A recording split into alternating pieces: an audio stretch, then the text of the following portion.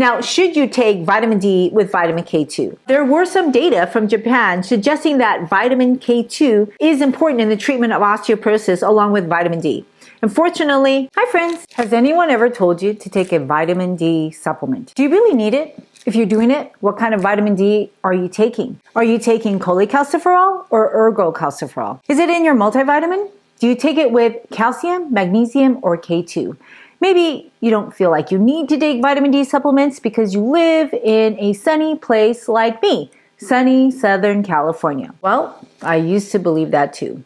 Unfortunately, the consequences of excess or the lack of vitamin D are usually silent until it's not. I once knew a person with unmeasurable vitamin D levels. He lived in sunny Southern California, and his doctors didn't even bother to check his vitamin D levels until after his spinal fracture. He had unmeasurable levels, and you don't get to zero overnight, but you can get to zero within a matter of weeks. And there are several reasons why it was so low, with the most important being that he didn't know he was supposed to supplement. So for a preventable condition, vitamin D deficiency, that literally cost pennies to supplement, not knowing his vitamin D levels cost him his freedom and independence because he lost the ability to walk and urinate. That was my dad. Now, parents always want their kids to do better. So that's when I had my vitamin D levels checked, and it was a single-digit number. Very, very bad, and explains why I got the flu during my first medical school clinical rotation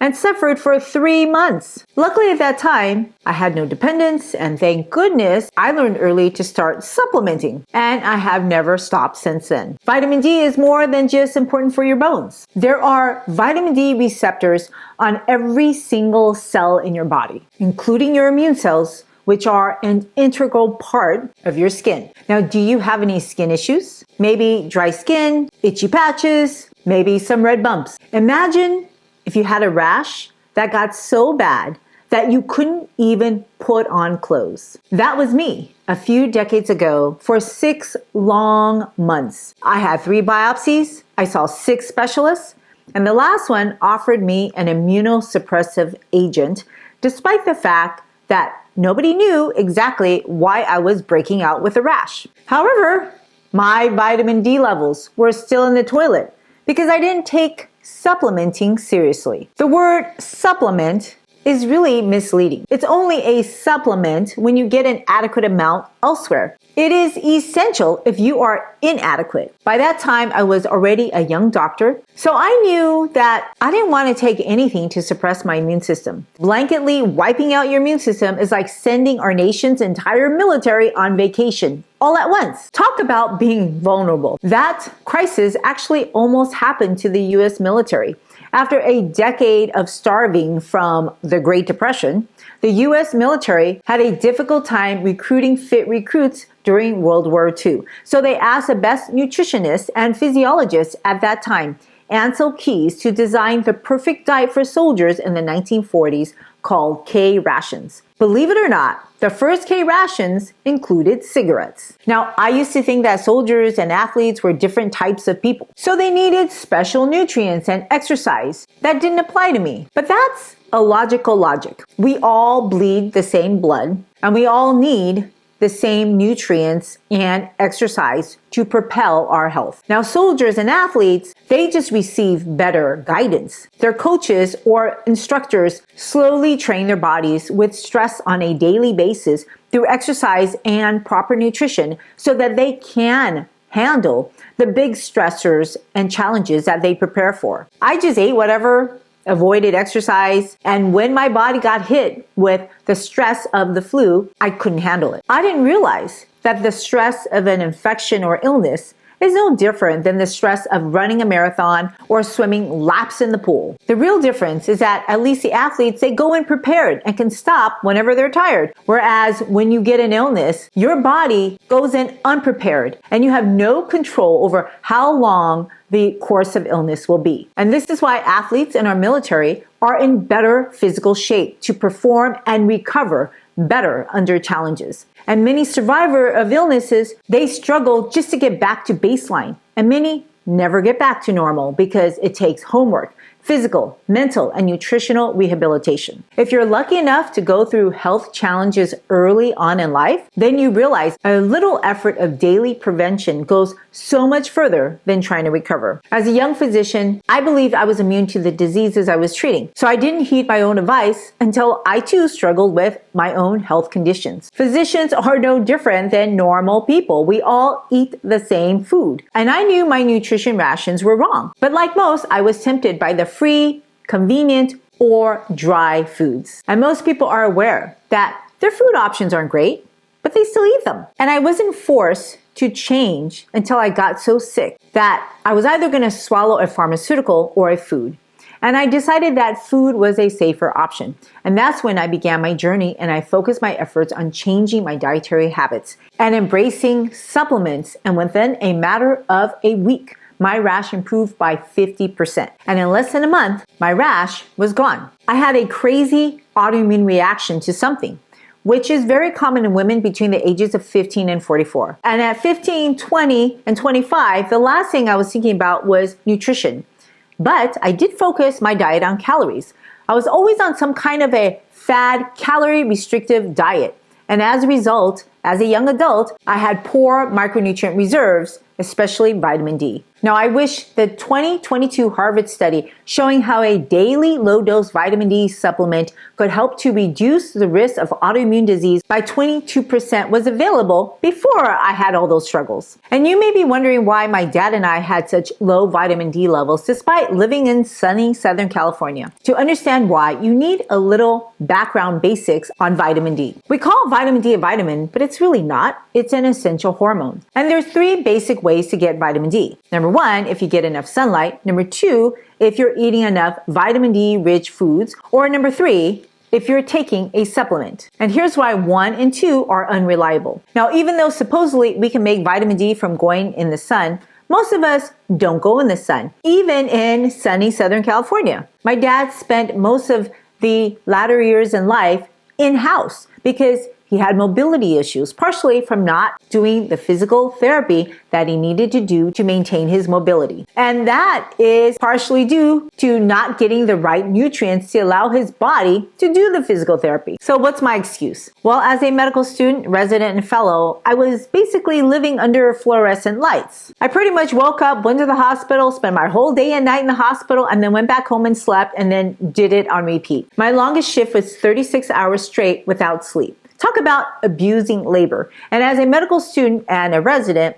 we all felt bad to ask even to go pee. So at the end of the shift, I just barely had enough energy to drive home and to sleep. And when I woke up, it was time to go back to work. Now, despite numerous interactions on a daily basis with multiple physicians and surgeons, nobody ever told me to check or to take a vitamin D supplement. And when it comes to food, my dad, he didn't eat vitamin D rich foods. The recommended daily intake for an adult below 70 is 15 micrograms a day and 20 micrograms for those over 70. Now, notice only the top 3 fish products come even close to meeting that amount. And notice how number 4 is a fungus, mushrooms, which need to be put out in the sun before you eat them. Now, how practical do you think these foods are for the average sleep-deprived working person? And hence, that was in my diet. In the UK, between January through March, 40% of their children and 30% of their adults have low vitamin D levels because the sun goes away. And did you know that it's not just people who need sunlight? In fact, many animals need sunlight, including chickens, who helped people discover that vitamin D was crucial for bone health.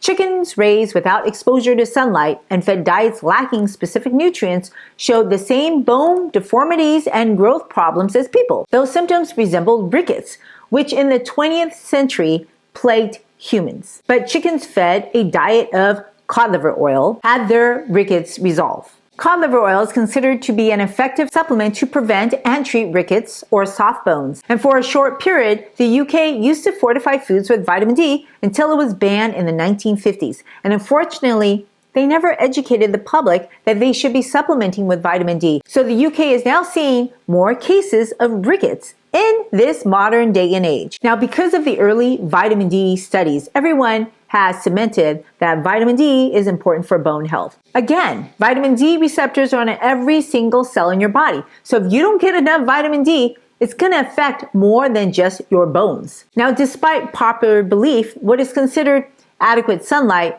is really not enough to get people adequate active vitamin D. UVB rays are necessary for your skin to make vitamin D. So if you wear clothes, especially UV resistant clothes, or put on sunblock, you will have less UVB rays that hit your skin, and thus you will make less vitamin D. Just rolling up your window in the car gets less UVB radiation. UVB radiation converts 7-dehydroxycholesterol, the precursor of vitamin D in your skin, into pre-vitamin D3, which isomerizes to cholecalciferol, vitamin D3. And unfortunately, there are plenty of natural barriers that prevent people from making adequate cholecalciferol, vitamin D3. Now, if you have a lot of subcutaneous fat or fat underneath your skin, and you just pull your skin, that fat reduces the amount of vitamin D your skin can produce from sunlight. So if you are obese and you know who you are, you're making less vitamin D.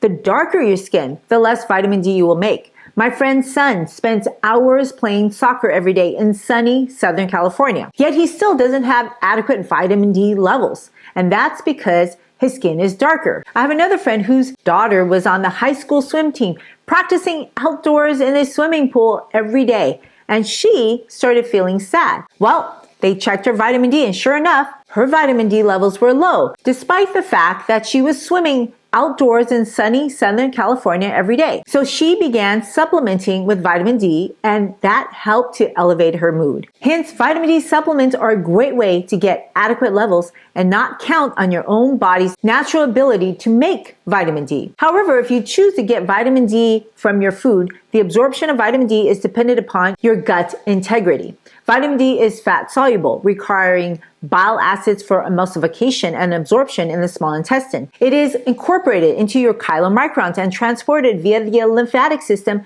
into your bloodstream. And movement of the lymphatic system is dependent upon movement of your muscles. So the more you exercise, the more you're circulating your vitamin D around your body. So that vitamin D that you made from your skin, it binds to vitamin D binding protein in your blood for transportation. But you have to eat enough protein. So far, the vitamin is not even active. A healthy liver is required to make active vitamin D. And from your blood, that vitamin D3 goes to your liver and undergoes hydroxylation by the enzyme 25-hydroxylase to form 25-hydroxy vitamin D, also known as calcidiol. 25-hydroxy is a major circulating form of vitamin D and is what doctors can check to figure out if you have adequate vitamin D levels. Now, if you have liver disease like cirrhosis, your body will be unable to make calcidiol, which means despite adequate sunlight, you will not have an adequate amount of vitamin D. Besides being critical for your bone health, vitamin D is critical for your immune health,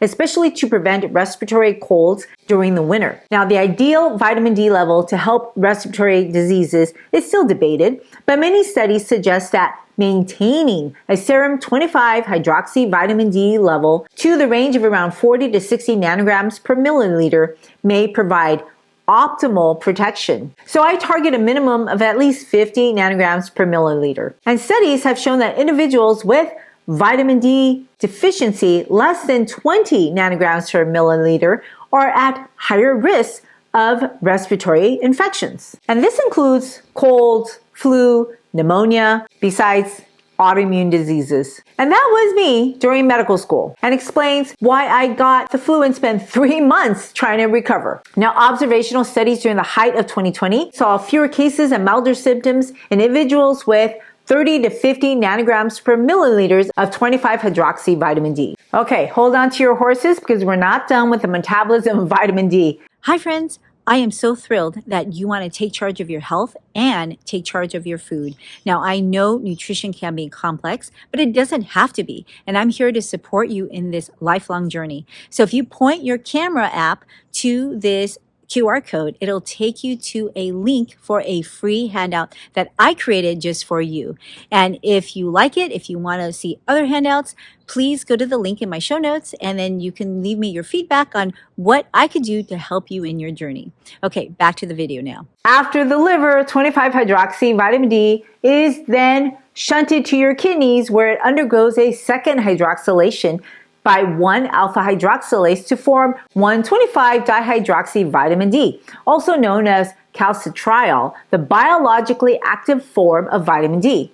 And this step is regulated by your parathyroid hormone, as well as your calcium and phosphate levels. To make 1,25-hydroxy vitamin D, this conversion is dependent upon an adequate level of magnesium, as well as healthy kidneys. Now, do you see how complex vitamin D metabolism is? So just taking a vitamin D daily would not by itself give you adequate levels if you have a lot of subcutaneous fat, darker skin, if you're magnesium deficient, if you have absorption problems, or if you have abnormal liver and kidney functions. But I personally take a vitamin D supplement with magnesium. Now, some of you may be taking a multivitamin or an oral supplement with calcium and vitamin K. Well, here's a note on calcium.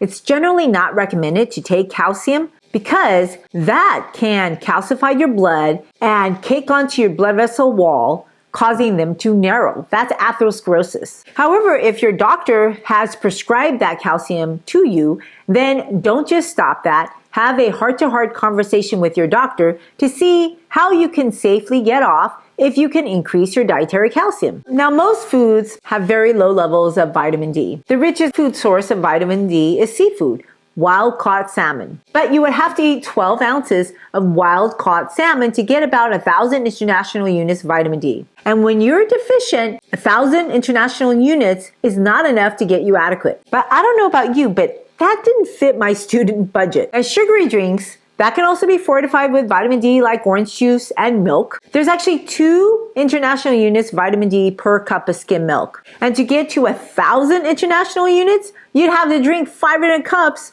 of sugary skim milk. So obviously, skim milk doesn't have much vitamin D because there's no fat in it, and vitamin D is a fat-soluble vitamin. However, full-fat dairy milk is fortified with 125 international units of vitamin D, which is a better source than non-fat dairy. And as a kid, I was drilled on drinking milk because of those milk commercials, how it's necessary for strong bones. And it turns out that's all made up by industry. In fact, it's opposite in countries that drink more milk, they have higher fracture rates. And thank goodness, I just never liked milk, so I hardly ever drank it. The other thing is, my mom only bought skim milk because during that time, we were told to eat low-fat foods. And to get 1,000 international units of vitamin D, you're gonna have to drink a lot of skim milk. And as a person with lactose intolerance, that's not an appealing thought. But honestly, I'm more concerned about insulin-like growth factor in the milk stimulating cancer cells, especially for my sons because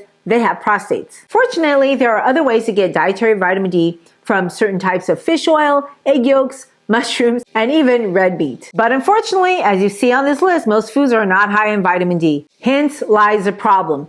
Vitamin D is not just a vitamin. It's more like a hormone that regulates your gene expression. And did you know that you need cholesterol to make vitamin D? And because it's fat soluble, vitamin D can crisscross membranes to enter into the nucleus of any cell to go and directly interact with your DNA. And this is a great thing because when this happens, especially in your immune cells, you will be better able to defend and fight germs. Vitamin D increases peptides in your mouth and respiratory tract called cathelicidins and defensins that can kill or prevent germs from docking onto your skin inside of you. Peptides also promote wound healings. Vitamin D helps to promote special immune cells called regulatory T cells to prevent your immune system from running amok and attacking self. That condition is called autoimmunity. And the studies have shown that people with low levels of vitamin D have higher rates of autoimmune conditions all over the body. And it's important to get an adequate amount of vitamin D daily if you want to reduce your risk of autoimmune diseases. Your immune system is complex. You have different types of T cells in your body. Now, if you increase the wrong proteins, you get inflammation. So some T cells increase inflammatory proteins called cytokines like interferons and interleukins. Vitamin D actually reduces the production of these proteins to decrease inflammation. And vitamin D also inhibits excessive antibody production to prevent excess inflammation and autoimmunity.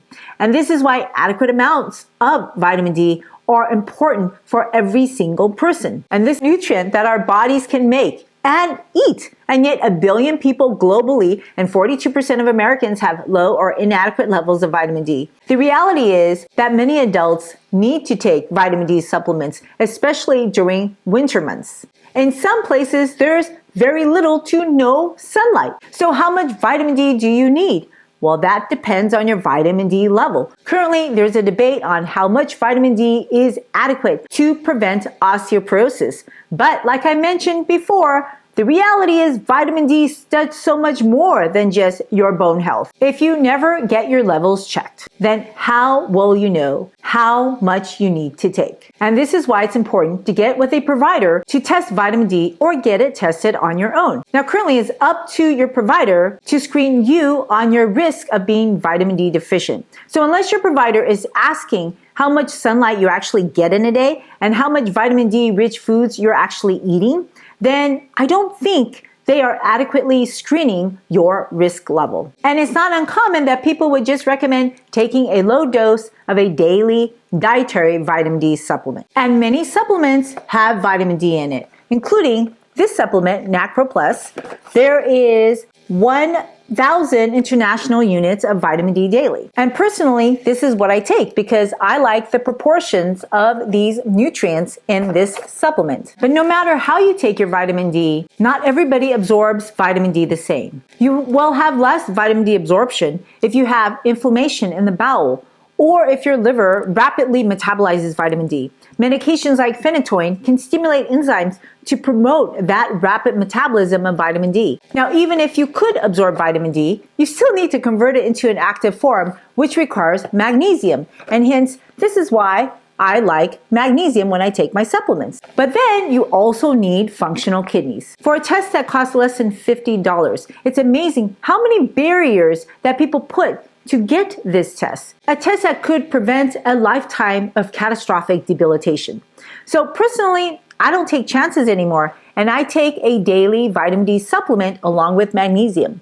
And I get my levels checked at least once annually because you never know how aging affects your absorption and production of vitamin D. So here's a list of people who struggle with producing, absorbing, and metabolizing vitamin D. And notice, if you have darker skin, it'll be even more difficult, even in children, to make vitamin D. And I know people who spend hours in sunny Southern California and yet can't get their levels up because their skin is darker. And of course, we're always advocating that people wear a sunblock. Well, that is a barrier between you and the UVB rays that help to make you vitamin D. So whether it's your clothes, sunscreen, clouds, or smog, that UVB radiation can stimulate your cells to make vitamin D, especially if you live further away from the equator, and especially if it's fall or winter. And if you live somewhere in Alaska, the sun will disappear for a significant amount of time, and that will bottom out your vitamin D levels. Now, have you noticed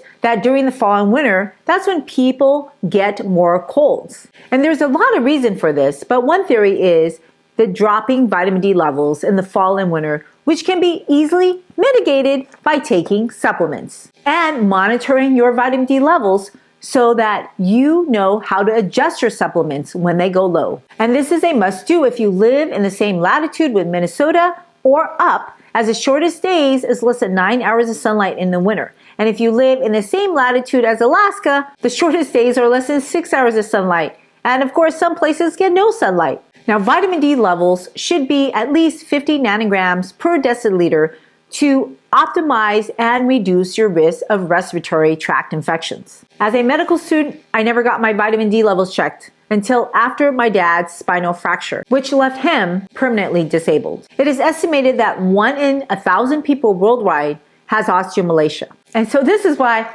I don't take chances and I supplement with vitamin D. Now, if you learn some of these principles, you can understand why if you take your vitamin D with your meals, the fat in your meals will help your vitamin D get absorbed. Now, when you're shopping for a vitamin D supplement, you will notice that there are two kinds of vitamin D to buy: cholecalciferol vitamin D3 or ergocalciferol vitamin D2. Cholecalciferol is available in 400 to 50,000 units per capsule, and in some countries they even give it intramuscularly, which can be extremely painful.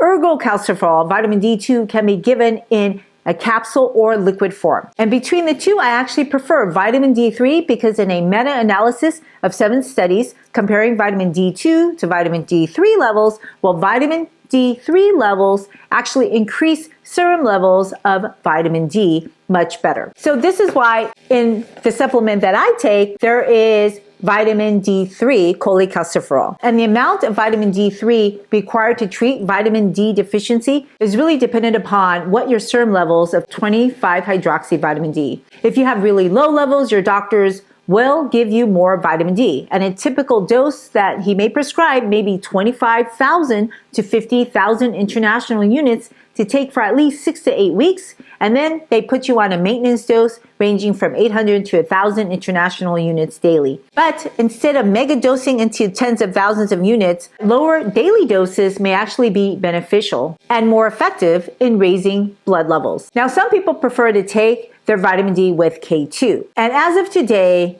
there's really no research to support that this is a necessary thing to do. Vitamin K2 is one of 2 main forms of vitamin K, the other being vitamin K1 or phylloquinone. While vitamin K1 is primarily involved in blood clotting, vitamin K2 has distinct roles in directing calcium to the right places in the body, such as bones, teeth, and preventing it from depositing in soft tissues like your arteries. Now, K2 activates osteocalcin through a process called carboxylation, enabling it to bind to calcium and integrating calcium into the bone matrix. This strengthens bones and improves bone density. And activate K2 is thought to prevent calcium from depositing in the arteries as well as other soft tissues, reducing the risk of calcification in the arteries that contribute to cardiovascular disease. So vitamin K2 is important for your health and important for calcium regulation. The good news is your gut microbiome produces vitamin K2,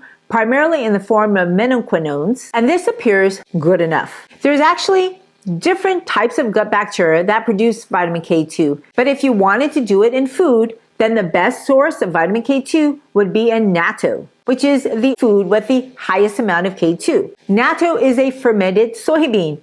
I actually tried it once, and it does taste fermented. Now, should you take vitamin D with vitamin K2? Now, there were some data from Japan suggesting that vitamin K2 is important in the treatment of osteoporosis along with vitamin D. Unfortunately, many of those trials have been problematic and in fact suspected to be fraudulent. And some of those papers have been retracted. So vitamin K2 is actually made by your own gut bacteria, which supplies up to 50% of your vitamin K2 requirements if you eat leafy greens. Now, leafy greens, they contain vitamin K1, which your gut bacteria converts to vitamin K2. And in fact, those who live to 100 with good memory have higher levels of vitamin K1 in their brains, along with other nutrients like lutein. And probably that's because they're eating leafy green vegetables. Now, on the flip side, those with lower vitamin K1 levels have an increased risk of all-cause mortality, which means they live a shorter lifespan. But not all greens are equal. And if you want to know the best greens to eat, watch the next video.